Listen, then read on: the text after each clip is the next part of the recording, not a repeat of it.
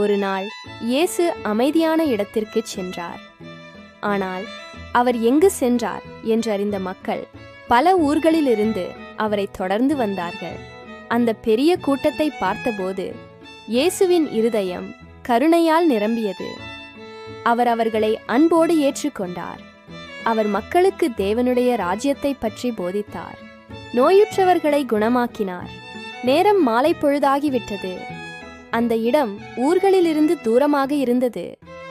மக்கள் அனைவரும் பசியுடன் இருந்தார்கள்.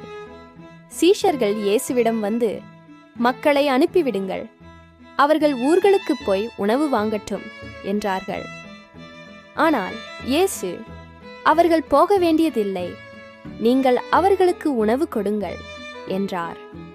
சீஷர்கள் பார்த்தபோது அவர்களிடம் இருந்தது வெறும் 5 அப்பங்களும் 2 மீன்களும் மட்டுமே. இயேசு அந்த அப்பங்களையும் மீன்களையும் தனது கைகளில் எடுத்தார். பரலோகத்தை நோக்கி பார்த்து தேவனை ஸ்தோத்திரித்தார். அவர் அப்பத்தை முறித்து சீஷர்களுக்கு கொடுத்தார். அவர்கள் அதை மக்களுக்கு பகிர்ந்தார்கள். அப்பொழுது உணவு அதிசயமாக பெருகியது. அங்கே இருந்த அனைவரும் வயிறு நிறைவாக சாப்பிட்டார்கள். மீதமிருந்த துண்டுகளை சேகரித்த போது 12 கூடை நிறைய இருந்தது.